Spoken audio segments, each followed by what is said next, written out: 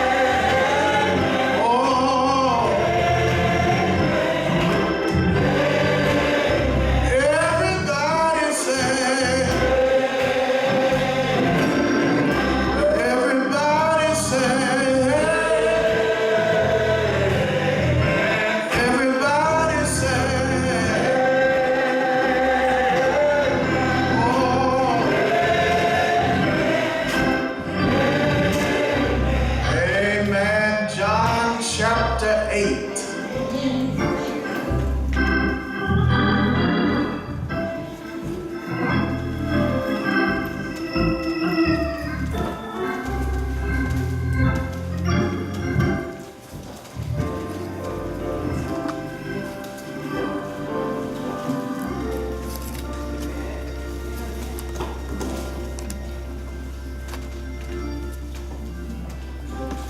John chapter 8, beginning at verse 42.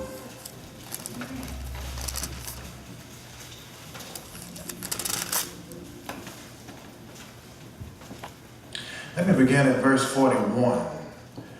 It reads, Jesus says, "Ye do the deeds of your father." Then said they to him, "We be not born of fornication. We have one Father, even God." Jesus said unto them, "If God were your Father, ye would love me. For I proceeded forth and came from God. Neither came I of myself, but he sent me. Why do you not understand my speech? Even because you cannot hear my word. Ye are of your father the devil, and the lust of your father ye will do. He was a murderer from the beginning, and abode not in the truth, because there is no truth in him. When he speaketh a lie, he speaketh of his own, for he is a liar and the father of it. And because I tell you the truth, ye believe me not." Amen. I want to preach from the subject, who's your daddy? Who's your daddy? I want you to repeat that after me. Who's your daddy? Amen. You may be seated.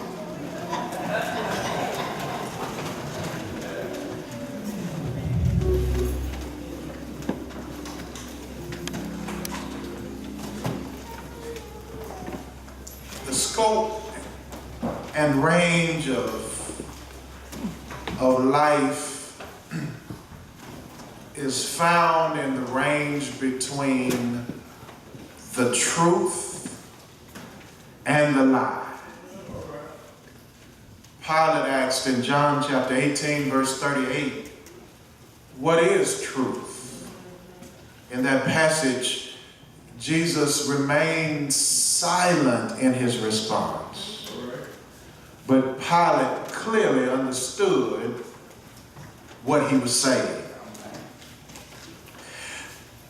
That alone, coupled with many other passages that would echo the same expression, shows us that truth is revelatory. Truth transcends words' ability to communicate it. Sometimes you just know what you know. And so truth, therefore, is transported often without a word. But not only is truth revelatory, truth is also relational. Truth is to be encountered, not just discovered. You can discover truth and still not recognize the implications of that truth. Truth is a living, breathing personality. One of the reasons why it's critical that as parishioners you are prayerful and spirit-led is because no sermon contains all of the truth. Amen. Time would not permit, neither would your attention span, for all the truth to be told in a single sermon. But because truth is always connected, then when you encounter truth, you can recognize truth, even the truth that hadn't been spoken yet. And so truth is revelatory, but it's also relational. It's a living, breathing personality, so much so that Jesus says, I am the way, the truth, and the life. And no man comes to the Father but by me. This is why arguing with people soon becomes a wasteful activity. Because some people have resolved to resist the truth no matter who it comes from. Someone puts it this way, that you can't reason with crazy. Truth is to be encountered.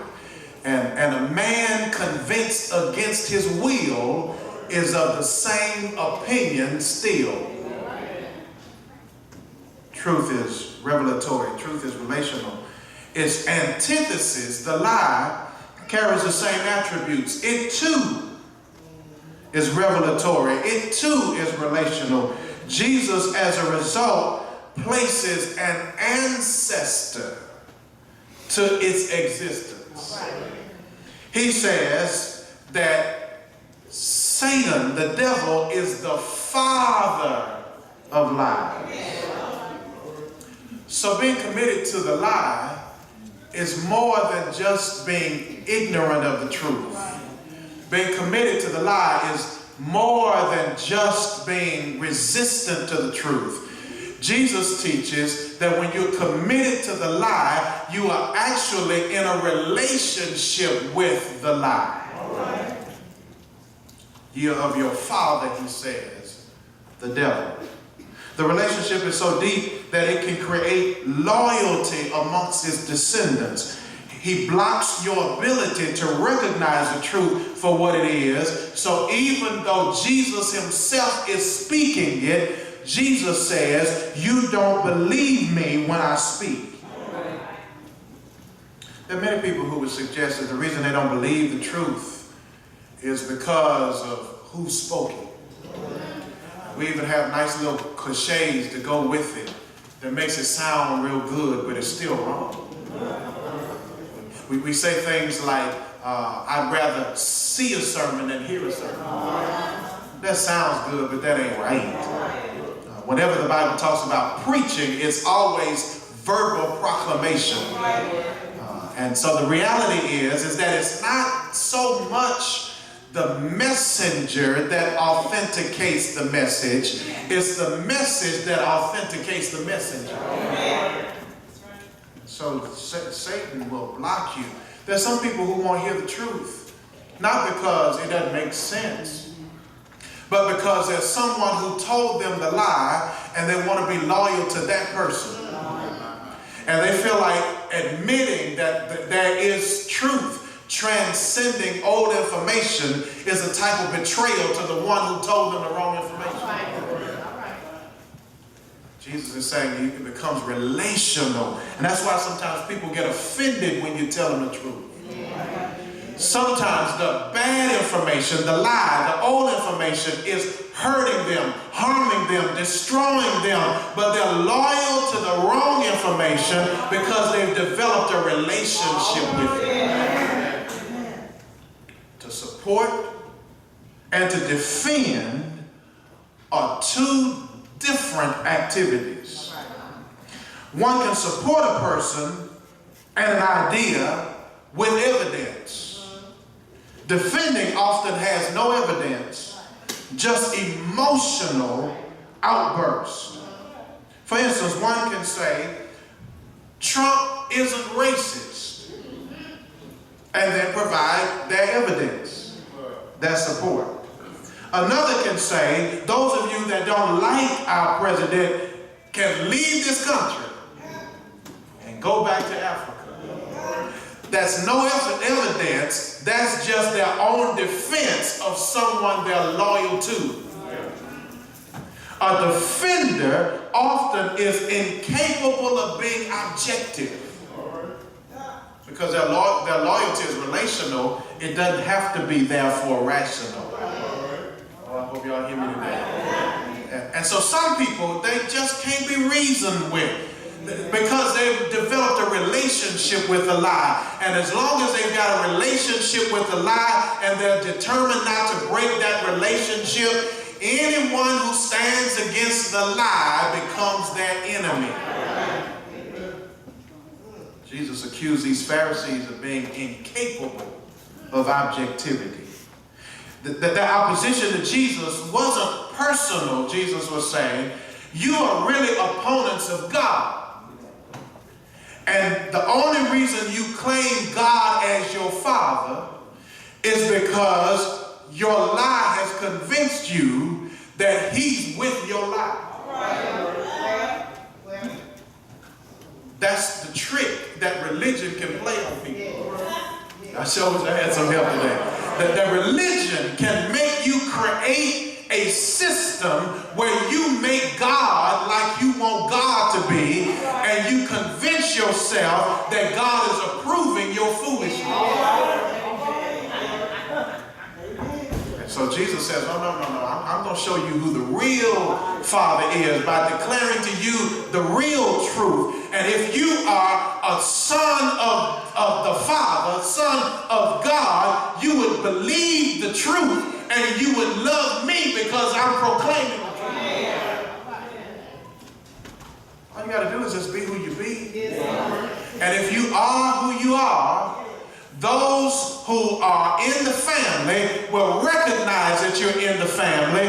But if you're not who you are, then you perform and people have to guess who you are. Truth of the matter is, those who love you are going to love you regardless. And those who not, they're going to not like you regardless. So you might as well just be who you are and just let the chips fall where they may. We have a president now who is overtly dismissive of the value of certain groups of people. You would just think that you would be subtle. Even the serpent in the Garden of Eden was subtle. Come on, help me if you can.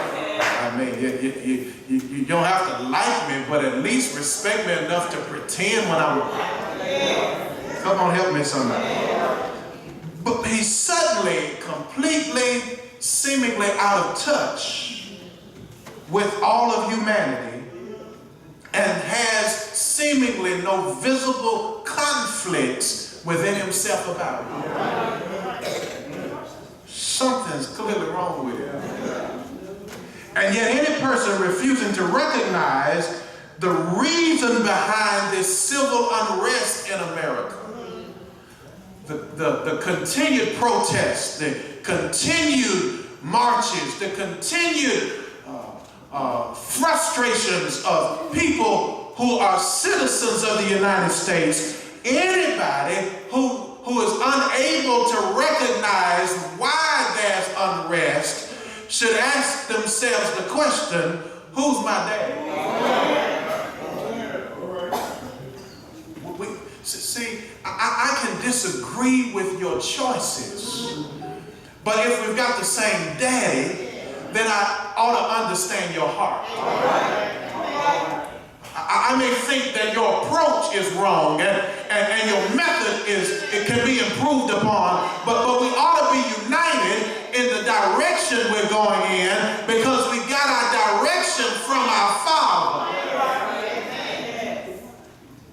Many people will cut off friends and family over unpaid debts of a few $100s or less. Yet we continue trusting the integrity of a system that profits from our ignorance. Oh, I'm walking heavy. I hope y'all hear me. A medical industry and a pharmaceutical industry that has cancer as an $82 billion industry. High blood pressure, $43 billion. $51 billion goes to the mental disorders, and with all of that, there's some who are still naive enough to think that your healing is what they're after. All right. Who's your daddy? The line between the evil and the righteous is determined solely by what we believe, the truth of the lie. Our actions follow and only manifest our beliefs. Our beliefs determine who we are. Our actions demonstrate who we are. If you believe the wrong thing, you're going to do the wrong thing. And so the sin is not what you do. The sin just manifests your beliefs. Your sin is your wrong